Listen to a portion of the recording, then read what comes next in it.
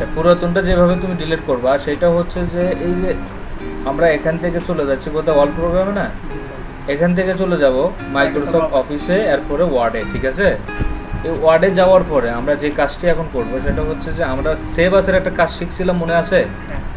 আচ্ছা, তো ধরো আমি এখানে কিছু একটা লিখবো, তো লেখার জন্য আমি এখানে কিছু লিখবো, হ্যাঁ? তো লেখার জন্য ধরো এখানে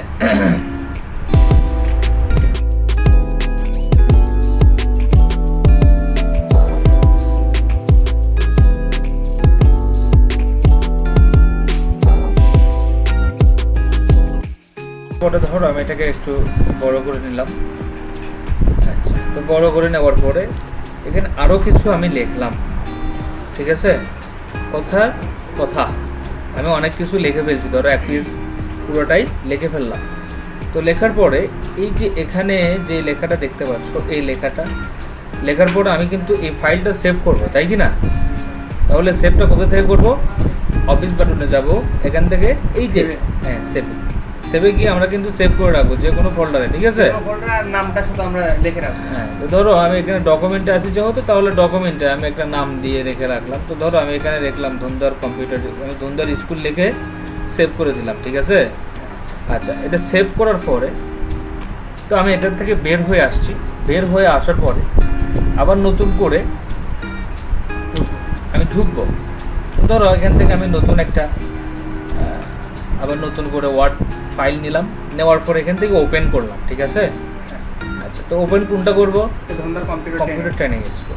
আচ্ছা, এই যে ওপেন করে নিলাম। এই যে ওপেন করার পরে এখন যে কাজটি আমরা করব সেটা হচ্ছে যে এখান থেকে আমাদের যেই টাইটেল নামটা আছে সেটা কি নাম ছিল? Dhundhar computer training school. এই ধুন্ধর কম্পিউটার ট্রেনিং স্কুলটাকে আমরা এখন অন্য নামে পরিবর্তন করব। তাহলে আমরা এখান থেকে চলে যাব সেভ আসে ক্লিক করার পর এখান থেকে দেখতে পাচ্ছ নামটা। আচ্ছা, তো তুমি কিবোর্ড থেকে কি করবা? এই যে এই নামটা মনে করো যে মিশে দিবা। তো ধুন্ধর কম্পিউটার ট্রেনিং স্কুল ছিল, তুমি ধুন্ধর 1 2 3 দিলা, ঠিক আছে? এটা একটা ফাইলের নাম দিলা, হ্যাঁ? আচ্ছা, দেওয়ার পরে তুমি এটা কি করলা? যদি চাও যে ডকুমেন্টে আমি সেভ করে রাখবো, তো চাইলে ডকুমেন্টে তুমি কি করতে পারবা? সেভ করতে পারবা। অথবা তুমি যদি চাও যে ডাউনলোডে আমি সেভ করে রাখবো, তো সেক্ষেত্রে এটাও কি সম্ভব। তো ধরো আমি ডাউনলোডে সেভ করতেছি এবার।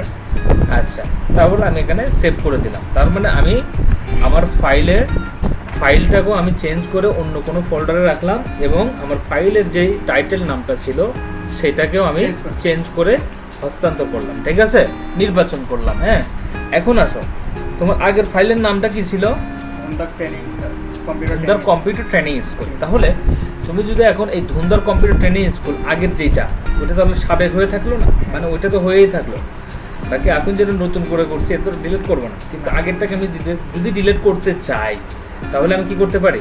ডিলিট কেমনে করতে পারি? তো কম্পিউটারে চলে যাব, তারপরে এখান থেকে আমরা ডকুমেন্টে আসছিল না আগেরটা, ডকুমেন্টে ক্লিক করব, এখানে ধুন্ধর কম্পিউটার ট্রেনিং স্কুলে ক্লিক করব, রাইট বাটনে ক্লিক করে হ্যাঁ এখানে ডিলিট অপশনে ক্লিক করে দেবো। যেটাই বুঝবা না অবশ্যই বলবো, আমি হেল্প করব, ঠিক আছে? আচ্ছা, তাহলে এটা ক্লিয়ার? পারবা তো নাকি? হ্যাঁ।